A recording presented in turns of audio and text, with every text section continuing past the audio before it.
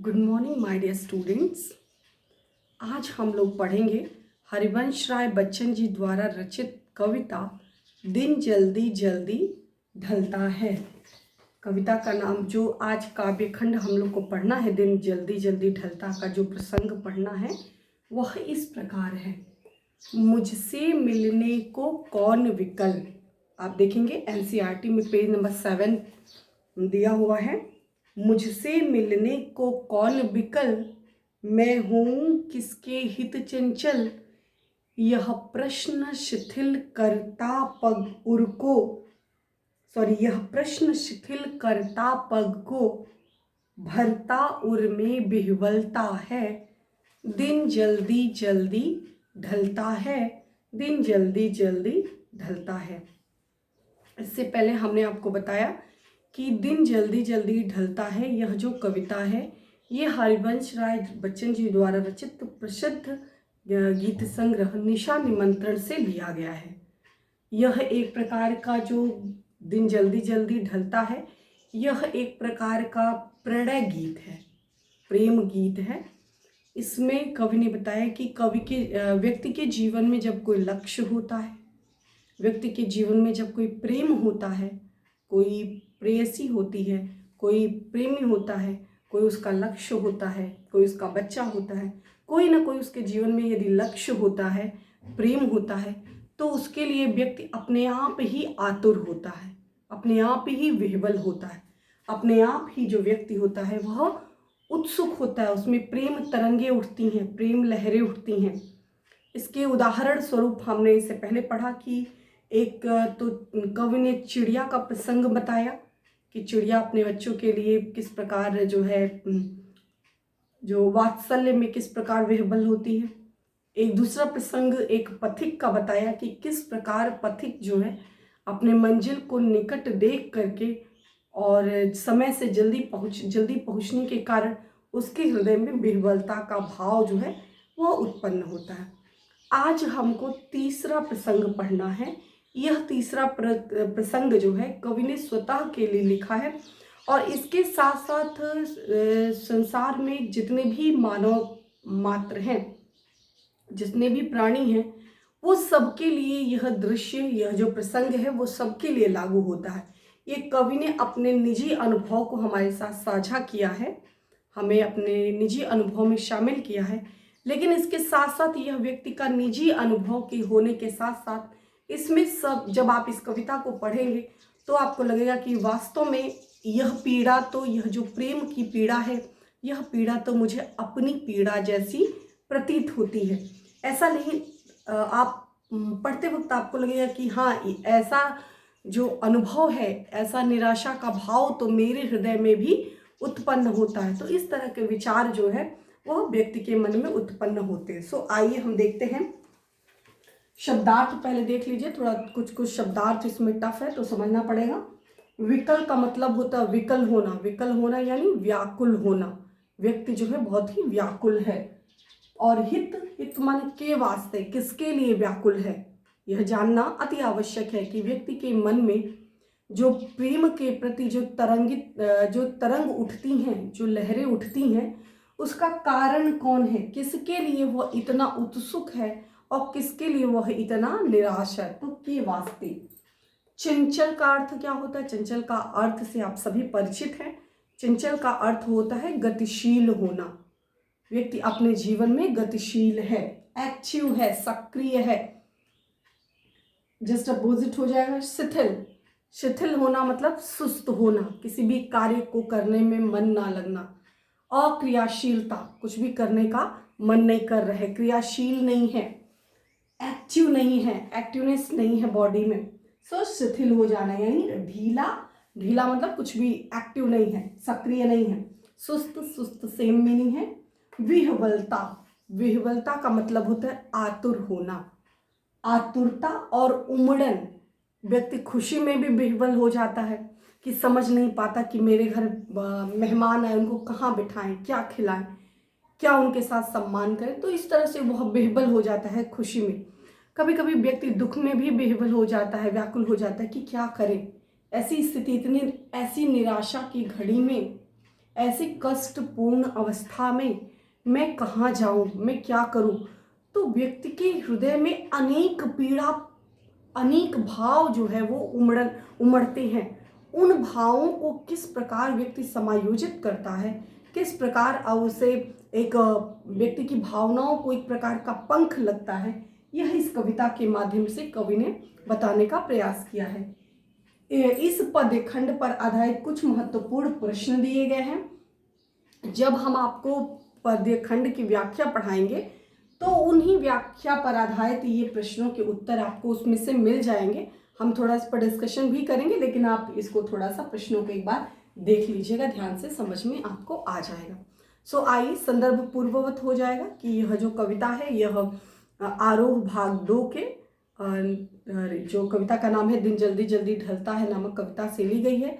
यह कविता हरिवंश राय बच्चन जी द्वारा रचित प्रसिद्ध प्रणय गीत जो है निशा निमंत्रण से उद्धृत है और इसके रचयिता का नाम हरिवंश राय बच्चन जी। प्रसंग में लिखेंगे, इसमें प्रेम की आतुरता की अभिव्यक्ति की गई है। इसमें बताया गया कि जब व्यक्ति के जीवन में कोई अपना प्रिय नहीं होता है तो किस प्रकार व्यक्ति के हृदय में निराशा के भाव किस प्रकार छाए रहते हैं, किस प्रकार व्यक्ति उदास हो जाता है, किस प्रकार उसका पूरा जो उसकी जो गतिशीलता है किस प्रकार सुस्त हो जाती है, किस प्रकार उसके जीवन में किसी प्रकार की कोई ऊर्जा नहीं रह जाती है।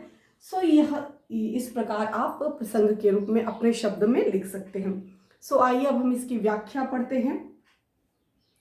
मुझसे मिलने को कौन विकल, कौन प्रश्न, प्रश्नवाचक शब्द है कौन। सो इससे पहले वाली कविता में आपने पढ़ा कि जो पंथी है यानी राहगीर है उसके लिए उसकी मंजिल जो है वो प्रतीक्षा कर रही है, तो इसलिए उसके पैर अपने आप ही आतुर हो रहे हैं जल्दी जल्दी चलने के लिए। उसके बाद आपने पढ़ा चिड़िया का प्रसंग, तो चिड़िया के प्रसंग में था कि किस प्रकार चिड़िया जब उड़ती हुई आकाश में जाती है तो उसको याद आता है कि मेरा बच्चा जो है किस प्रकार मुंह फैलाए हुए, किस प्रकार मेरे स्नेह की आकांक्षा में, प्रेम की अभिलाषा में किस प्रकार वह मेरा इंतजार कर रहा होगा। तो वह इस कारण उसके पैर में अपने आप ही तेजी स्फूर्ति आ जाती है। सो अब आता है कवि का प्रसंग। कवि अपने निजी अनुभव को अभिव्यक्त करते हुए कहते हैं कि मेरे जीवन में कोई ऐसा नहीं है, मेरा कोई प्रणय प्रिय, कोई भी मेरा जो प्रिय है वो मेरा प्रिय मुझसे वियोग के कारण, विक्षोभ के कारण, अलग हो जाने के कारण वो मुझसे जो है दूर है, नहीं है मेरे पास। तो मुझसे मिलने को कौन विकल, विकल यानी व्याकुल है। कहते कि मुझसे मिलने को कौन विकल, मेरे जीवन में कोई ऐसा नहीं है जो मेरे लिए व्याकुल हो, जो मेरी प्रतीक्षा करता हो, जो मेरी प्रतीक्षा में रत हो, लगा हुआ हो। सो मुझसे मिलने को कौन विकल प्रश्नालंकार है कि मेरे जीवन में कोई ऐसा नहीं है, कोई मेरा प्रिय नहीं है जो मेरी प्रतीक्षा करता हो। मैं हूं मैं उसके लिए करूं, मैं हूं उसके हित, मैं हूं उसके हित चंचल। मेरे जीवन में कोई भी ऐसा प्रिय नहीं है जिसके कारण मेरे जीवन में गतिशीलता आए, जिसके कारण मेरे जीवन में स्फूर्ति आए, जिसके कारण मेरे कदमों में तेजी आए। हमने उदाहरण बताया कि माँ होती है कि अपने लिए खाना बनाए या ना बनाए, अपने बच्चों के लिए जरूर खाना बनाती है। एक पिता होता है, अपने लिए जो है रोजी रोटी की व्यवस्था हो या ना हो, लेकिन अपने परिवार के लिए, अपने बच्चों के भरण पोषण के लिए, अपनी पत्नी की रक्षा के लिए वो हर संभव प्रयत्न करने का प्रयास करता है। सो कवि कहते हैं मेरे जीवन में तो कोई है ही नहीं। यदि मेरे जीवन में कोई प्रिय होता, अगर मेरे समीप होता, मेरी चिंता करता, तो मैं भी उसके प्रति जो है वह सक्रिय होता, मेरे अंदर भी विह्वलता होती, मेरे अंदर भी इस तरह की व्याकुलता होती, मेरे अंदर भी शरीर में मेरी स्फूर्ति होती, एक तरह की ताजगी होती, मैं भी एक्टिव होता। लेकिन ऐसा नहीं है। मैं हूं किसके हित चंचल, तो आप ही बताइए मैं किसके लिए इतना चंचलता, इतनी स्फूर्ति किसके लिए दिखाऊं जब मेरे जीवन में कोई है ही नहीं। यहाँ भी प्रश्न अलंकार हो जाएगा। मैं हूँ किसके हित चंचल, मैं किसके लिए चंचल हूँ। चंचल का मतलब गतिशील होना, क्रियाशील होना। जो सेकंड लास्ट लाइन है बहुत इंपॉर्टेंट है, ध्यान दीजिएगा। यह प्रश्न शिथिल, शिथिल यानी सुस्त, यह प्रश्न शिथिल करता पद को, पद यानी पैर को, यह प्रश्न मात्र ही, पहला प्रश्न कि मेरे जीवन में कौन है, यानी मेरे जीवन में, कवि के जीवन में कोई भी प्रिय उसके पास नहीं है कि जिसके अंदर, जिसके लिए उसके जीवन में व्याकुलता का भाव आए। सो क्या कहते हैं कि यह प्रश्न मात्र ही मुझे व्याकुल कर देता है कि कौन है तुम्हारा, तुम्हारे आगे पीछे कौन है, किसके लिए तुम इस प्रकार अधीर हो, किस प्रकार विकलता तुम्हारे जीवन में आए। तो यह प्रश्न मात्र सोच कर के ही मन की जितनी भी सक्रियता होती है, गतिशीलता होती है, वो अपने आप ही मंद पड़ जाती है। यह प्रश्न मात्र ही कि मैं, तुम्हारे जीवन में कोई नहीं है, कवि के जीवन में प्राण आधार कोई नहीं है, कवि के जीवन का जो लक्ष्य, जो उसकी प्रेयसी थी, वो प्रेयसी नहीं है। सो इस कारण यह प्रश्न शिथिल करता पद को, यह प्रश्न मात्र ही कि व्यक्ति के जीवन में कोई लक्ष्य नहीं है, व्यक्ति के जीवन में कोई आधार नहीं है, व्यक्ति के जीवन में कोई जो उसका कोई प्रिय नहीं है, प्रणय नहीं है। सब प्रिय ना होने के कारण अपने आप उसके कदम में जो तेजी होती है, स्फूर्ति होती है, अपने आप उसके कदम जो है वो सुस्त पड़ जाते हैं और मंद पड़ जाते हैं। और यही भाव भरता उर का मतलब होता है, उर माने हृदय, उर लिखा हुआ नहीं है, देख लीजिएगा, उर माने होता है हृदय। यह प्रश्न मात्र ही हृदय में विह्वलता का भाव जो है वह प्रस्तुत कर देते हैं कि विह्वलता मतलब आतुरता, उमड़न, निराशा का भाव, अफसोस का भाव, दुख का भाव, संकट का भाव, एक तरह का मन में तरह तरह की जो उमड़न घुमड़न आने लगती है कि तो तुम्हारे जीवन में तो कोई है ही नहीं। निराशा के बादल छाने लगते हैं कि कोई नहीं है कि जो मेरी राह देखे, कोई नहीं है जो मुझसे प्रेम करे। सो इसमें जो है कवि ने अपने खुल करके नाम तो नहीं दिया, कवि का जो प्रेम है वो अज्ञात रूप से रखा गया कि नाम नहीं बताया कि मैं पत्नी की बात कर रहा हूँ, मैं अपनी प्रिया की बात कर रहा हूँ, अपनी प्रेयसी की बात कर रहा हूँ। लेकिन जो जिस तरह से इशारा किया, जिस तरह से कविता में बताया, उससे ये साफ पता चलता है कि कवि के जीवन में जो उसकी प्रेयसी थी या उसकी पत्नी थी वो उसके साथ नहीं है, चाहे वो देहावसान के कारण या फिर उससे दूर हो जाने के कारण, जो भी कारण हो। सो कवि की प्रेयसी उसके साथ न होने के कारण कवि की स्थिति जो है बहुत ही जो है बहुत कष्टपूर्ण है, निराशापूर्ण है। सो वो कहता है कि यह प्रश्न मात्र ही मेरे पद को, मेरे पैर को जो है शिथिल कर देता है, मेरे जीवन की जो सुस्ती, जो जीवन की स्फूर्ति है वो स्फूर्ति को मंद कर देता है। और इस प्रकार दिन जो है जल्दी जल्दी ढलता हुआ सा प्रतीत होता है। लेकिन दिन उनके लिए जल्दी जल्दी ढलता हुआ प्रतीत होता है जिनके जीवन में लक्ष्य होता है। और कवि का जीवन जो है प्रिय के अभाव में जो है लक्ष्यहीन हो गया है, इसलिए उसका दिन जो है जल्दी जल्दी नहीं ढल पाता। और लोगों के लिए दिन जल्दी जल्दी ढलता हुआ सा प्रतीत होता है, लेकिन कवि के लिए वह निराशापूर्ण माहौल उत्पन्न होता है। सो एक बार देखिए, कवि कहते हैं कि मेरे जीवन में मैं किस, मुझसे मिलने को कौन विकल, मुझसे मिलने के लिए कौन व्याकुल है, अर्थात मुझसे मिलने के लिए कोई भी व्याकुल नहीं है। पहला, मैं किसके हित, मैं किसके वास्ते चंचल हूँ, मेरे जीवन में कोई है ही नहीं कि जिसके लिए मेरे जीवन में सक्रियता, गतिशीलता आए। दो बार, और यह प्रश्न मात्र ही कि व्यक्ति के जीवन में कोई है ही नहीं, यह मात्र प्रश्न मात्र ही व्यक्ति के कदमों को शिथिल बना देता है, मंद कर देता है, सुस्ती ला देता है और हृदय में भरता उर्मे विह्वलता है। और हृदय में जो निराशा का भाव है और उमड़ने घुमड़ने लगते हैं। मन में जो संकट के भाव, कष्ट के जो भाव होते हैं, मनोदशा जो होती है वो बहुत ही भावुक मनोदशा हो जाती है कि क्या करें, मेरे पास तो कोई है ही नहीं। इस प्रकार दिन बीतता हुआ सा प्रतीत होता है।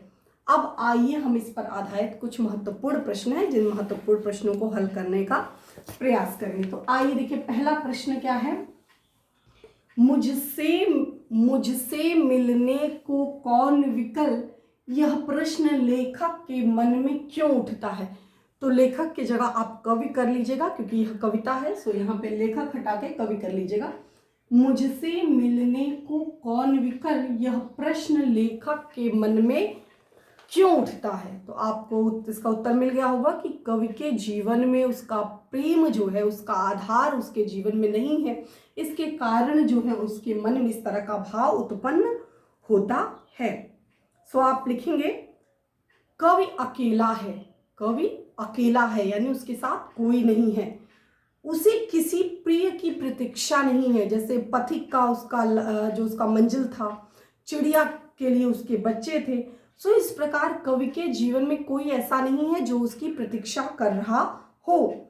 किसी प्रिय को भी उसकी प्रतीक्षा नहीं थी। कोई जो प्रिय मतलब जो उसको बहुत प्रेम करता हो, वो भी कोई ऐसा नहीं है कि जो उसकी प्रतीक्षा कर रहा हो। यही कारण है वह कहता है कि मुझसे मिलने के लिए कोई भी व्याकुल नहीं है। कवि का जीवन अकेला है, एकांगी है और उसके लिए कोई प्रतीक्षारत नहीं है, इसलिए वो यह कहता है कि मुझसे मिलने के लिए कौन विकल, यानी मुझसे मिलने के लिए कोई भी व्याकुल नहीं है। अगला है, सिद्ध कीजिए यह वियोगानुभूति मार्मिक कविता है। वियोगानुभूति क्या मतलब होगा, वियोग की अनुभूति। वियोग मतलब जब किसी से विक्षोभ हो जाता है, जब व्यक्ति का किसी से अलगाव हो जाता है, तो मन में किस प्रकार की अनुभूति होती है। वो सारे दृश्य व्यक्ति को याद आते हैं जब वह सानिध्य में एक साथ व्यक्ति जब साथ में जीवन जो समय व्यतीत किए होते, वो अलगाव होने के समय हर वो छोटी छोटी बातें वो व्यक्ति को याद दिलाते हैं कि कैसा वो समय था जब हम दोनों साथ थे और किस तरह से हम हंसी खुशी जीवन यापन करते थे। और एक आज का दौर है कि हम चाह कर भी एक दूसरे के साथ नहीं हैं और दूर हैं, तो जिसके कारण जो है मन में तरह तरह की जो है निराशा के भाव जो है वह वियोग की अनुभूति मन में व्यक्ति को व्यग्र करती है, व्याकुल कर देती है। तो आप लिखेंगे इस कविता में कवि का जो प्रिय है वह विलुप्त है। विलुप्त मतलब गायब। कवि का जो प्रिय है वह प्रिय नहीं है। तो वियोग के कारण हो या देहावसान के कारण हो, जो भी कारण हो, कवि का जो प्रिय है वह उसके साथ नहीं है। उसके बारे में कुछ ज्ञात नहीं है, मतलब नाम नहीं दिया कि मेरी पत्नी ने मेरे साथ नहीं है, मृत्यु के कारण ऐसा स्थिति है, लेकिन मतलब कहीं ना कहीं कारण वही है। बस इतना ज्ञात होता है कि कवि स्वयं को अकेला समझते हैं, मतलब कवि के साथ कोई प्रिय, उसका जो प्रिय है वो नहीं है। कोई है जिसे वह उसके जीवन में होना चाहिए था, परंतु वह है नहीं। उनकी बात से ऐसा लगता है कि कोई ना कोई जीवन में एक ऐसा होना चाहिए जिसके लिए व्यक्ति प्रयासरत हो, प्रयास करे, जिसके लिए व्यक्ति के जीवन में सक्रियता आए, एक तरह की ऊर्जा का भाव हो, एक तरह का जोश हो, लेकिन ऐसा नहीं है। इसी वियोग की तड़प इस कविता में व्यक्त की गई है। इसी वियोग की तड़प कि मन में सब कुछ, खाना पीना, उठना बैठना, गतिशीलता, सब कुछ व्यक्ति का निष्क्रिय लगता है। क्यों? क्योंकि व्यक्ति के जीवन में कोई उसका साथी, कोई उसका प्रिय उसके साथ उसका संबल बढ़ाने के लिए, आत्मबल बढ़ाने के लिए नहीं है। उसके कदमों में तेजी, स्फूर्ति लाने के लिए, एक इंजन जैसा काम करने के लिए कोई उसके जीवन में नहीं है। सो यह अपने आप में ही एक मार्मिक विषय है, एक कष्टपूर्ण विषय है कि जब व्यक्ति के साथ कोई होता है तो अपने आप ही एक तरह की ऊर्जा स्फूर्ति होती है, लेकिन जब व्यक्ति के जीवन में नहीं कोई होता तो अपने आप व्यक्ति किस प्रकार दुखी होता है, किस प्रकार निराश होता है, यह अपने आप में देखने को मिलता है। अगला प्रश्न है, कवि किस लिए चंचलता त्याग देता है। क्योंकि कवि अकेला है, उसका प्रिय उसके साथ नहीं है, इस कारण उसके जीवन में सुस्ती है, अफसोस है, कष्ट का भाव है, इसलिए वह जो है चंचलता त्याग देता है। लिखेंगे कवि के मन में अपने प्रिय से मिलने की उत्सुकता नहीं है। कवि को अपने प्रिय से मिलने की उत्सुकता नहीं है, आतुरता नहीं है, मतलब क्योंकि वो जानता है उसके पास कोई है ही नहीं कि जिसके लिए वह इतना उत्सुक हो। पहले ही यह प्रश्न था कि मुझसे मिलने को कौन विकल। सो कवि कहते हैं कि उससे मिलने के लिए कोई है ही नहीं, तो इसके कारण उसके जीवन में किसी प्रकार की कोई उत्सुकता नहीं है। और यही कारण है कि जो उसके पैरों की जो चंचलता थी, उसके पैरों में जो स्फूर्ति थी, उस वहाँ पे चंचलता के स्थान पर शिथिलता ने जगह बना लिया है। तो इसलिए उसके पैरों में चंचलता की जगह शिथिलता आ गई है। लास्ट प्रश्न है, कवि के उर में कैसी व्याकुलता जन्म लेती है? क्या सोच करके कवि जो है व्याकुल हो जाता है और क्या सोचता है? सो इसका उत्तर हो जाएगा, कवि के उर में इस बात की विह्वलता है। विह्वलता मतलब वही आतुरता, व्याकुलता, कि वह इस प्रेममयी दुनिया में अकेला रह गया है। क्या है? कवि के मन में विचार है कि पूरी दुनिया क्या है, प्रेममयी है। मैं इससे पहले आपने आत्म परिचय कविता में पढ़ा कि कवि कहते हैं, मैं मस्ती का संदेश लिए फिरता हूँ, इस प्रेममयी दुनिया में मैं सबको प्रेम करता हूँ, सबको प्रेम बांटने की शिक्षा देता हूँ। सो वही कहते हैं कि यह दुनिया प्रेममयी है और कवि के जीवन में उसका कोई प्रिय नहीं है और कोई भी प्रिय उसके लिए बेचैन नहीं है, कोई नहीं है जो उसके लिए इतना व्याकुल हो। इसलिए कवि जो है उदास है, इसलिए कवि जो है उसके मन में उमड़न घुमड़न विह्वलता का भाव उत्पन्न होता प्रतीत होता है। सो इस प्रकार अर्थ ग्रहण से संबंधित जो भी प्रश्न है, इनको आप अपने शब्दों में लिखने का, भावार्थ समझ करके अपने शब्दों में लिखने का प्रयास करिएगा। और भी साइट से देख करके आप क्वेश्चन एंड आंसर जो है समझ सकते हैं, एक दो बार और बुक से पढ़ सकते हैं, अपने आप में ये क्लियर हो जाएगा। वर्ड मीनिंग यहाँ दी हुई है। अब हम पढ़ेंगे भाव सौंदर्य और शिल्प सौंदर्य। भाव सौंदर्य, शिल्प सौंदर्य 2-2 नंबर का, 4 नंबर का पूछा जाता है, इसलिए इंपॉर्टेंट है। पहला भाव सौंदर्य में क्या लिखेंगे? कवि की हार्दिक निराशा, कवि के हृदय की निराशा, उदासी और उससे उत्पन्न व्यर्थता का बोध प्रकट हुआ है। क्या है? कि कवि के जीवन में निराशा है। क्यों? किस बात की निराशा? कि कवि के जीवन में उसका कोई प्रिय नहीं है। सो इसलिए उसको यह प्रेममयी दुनिया भी व्यर्थ लगती है, बेकार लगती है, कोई उसके जीवन में कोई रस नहीं है। सो प्रेम के अभाव के कारण, निराशा के कारण, कष्ट के कारण, उदासी के कारण उसको पूरी दुनिया जो है वह व्यर्थ जो है प्रतीत होती, यानी व्यर्थता का बोध होता है। कवि के हृदय की निराशा, उदासी और उत्पन्न व्यर्थता का बोध होता है। यह उदासी पाठक के मर्म को छूने में सक्षम है। यह जब बात पाठक यानी पढ़ने वाला जब पढ़ता है, सुनता है, तो उसे प्रतीत होता है कि हाँ सही बात है कि जब घर में कोई एक होता है जो उसको बूस्ट करे, उसे एनर्जी प्रदान करे, तो अपने आप में जोश उत्पन्न होता है। लेकिन जब व्यक्ति में किस पास कोई लक्ष्य नहीं होता है, कोई कार्य नहीं होता है, कोई उसके जीवन में प्रिय नहीं होता, तो अपने आप ही शिथिल व्यक्ति के कदम हो जाते हैं और यह भाव कहीं ना कहीं पाठक के मर्म को, पाठक के हृदय को स्पर्श करते हैं। आप भी देखते हो जिस दिन स्कूल जाना होता है किस तरह आप जल्दी तैयार हो जाते हो, और जिस दिन नहीं जाना तो किस प्रकार 8 बजे तक, 9 बजे तक बिस्तर पे करवट बदल बदल करके समय व्यतीत करते हो। तो यही सारी बातें बताई गई हैं। कौन और किसके प्रश्नवाचकों के कारण प्रेम का अभाव साकार हुआ है? मुझसे मिलने को कौन विकल, कौन, और मैं किसके हित चंचल।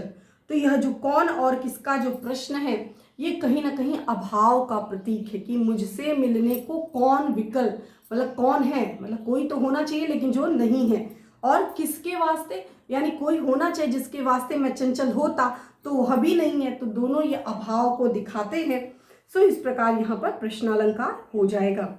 संस्कृतनिष्ठ शब्दावली का प्रयोग किया गया, जैसे उर हो गया, विह्वलता का प्रयोग किया, विह्वलता शब्द का प्रयोग किया है। तो इस प्रकार संस्कृतनिष्ठ शब्दावली के कारण यह गीत जो है सुमधुर बन पड़े हैं। शिल्प सौंदर्य में आप लिख लेंगे, भाषा अत्यंत सरल है, सहज है, संगीतमय है और प्रवाहमय है। प्रवाहमय क्या होता है? कि सरल शब्द के द्वारा अभिव्यक्ति अपने आप ही हो जाए, अनायास ही हो जाए। कविता को पढ़ने के बाद आपको अतिरिक्त श्रम परिश्रम करने की आवश्यकता ना पड़े। सरल सहज शब्दों के द्वारा जो प्रभाव, जो कवि का उद्देश्य था कविता लिखने के समय, वह उद्देश्य अगर सार्थक हो गया तो निश्चित रूप से वह कविता प्रवाह में और प्रभाव में, दो ध्यान दीजिएगा, प्रवाह में जैसे नदी का प्रवाह होता है, और प्रभाव में मतलब जो उसका प्रभाव पड़ना चाहिए, जो इम्पैक्ट पड़ना चाहिए, वो दोनों सही पड़ रहा है। अभिव्यक्ति की सरलता जो है वो मन भावन है। निश्चित रूप से कविता पढ़ने के बाद आपको लगता है कि हाँ सही बात है, जिस तरह चिड़िया अपने बच्चे के लिए आतुर होती है, उसी तरह मेरी माँ या मेरे पिता भी मेरे लिए आतुर होते हैं। जिस तरह से कवि जो लक्ष्य को पाने के लिए, अपने मंजिल तक पहुंचने के लिए व्याकुल होता है, जल्दी जाता है, उसी तरह मैं भी अपने लक्ष्य को पाने के लिए व्याकुल होता हूँ। और जिस तरह से जब व्यक्ति के जीवन में अनेक आपको उदाहरण आसपास मिल जाएंगे जिसके आगे पीछे कोई नहीं होता है, तो किस प्रकार वह उदास होता है, निराश होता है, उसको खाने की सुध नहीं रहती, पीने की सुध नहीं रहती, उठने बैठने नहाने की सुध नहीं होती, कोई भी क्रियाकलाप में उसका मन नहीं लगता, उसके जीवन में किस प्रकार उदासी होती। तो इस तरह के भाव आपको कई उदाहरण मिल जाएंगे। तो कहीं ना कहीं यह जो उदाहरण है, यह जो प्रसंग है, आपके हृदय को स्पर्श करने वाले हैं। यह इस प्रकार जो दिन जल्दी जल्दी कविता है, इस प्रणय गीत की संपूर्ण व्याख्या थी। इस प्रकार आप संदर्भ प्रसंग व्याख्या तैयार करेंगे। कॉपी में आपको लिखना नहीं है, लेकिन भाव सौंदर्य और जो शिल्प सौंदर्य, इसको 3 पॉइंट में, 4 पॉइंट में, 2-3 पॉइंट में भाव सौंदर्य और 2-3 पॉइंट में शिल्प सौंदर्य, आप अपने शब्दों में इसको तैयार करिएगा। क्योंकि 2-2 नंबर का जो है, 2 नंबर का भाव सौंदर्य पूछा जाता है, 2 नंबर का शिल्प सौंदर्य, और इस पर आधारित जो हरिवंश, ये जो पैराग्राफ होता है, पद होता है, उस पद्यांश पर आधारित इस तरह के प्रश्न पूछे जाते हैं। 2-2 नंबर के, एक क्वेश्चन 2-2 नंबर के पूछे जाते हैं। आप इसको तैयार कर लीजिएगा। आई होप आपको समझ में आ रहा होगा।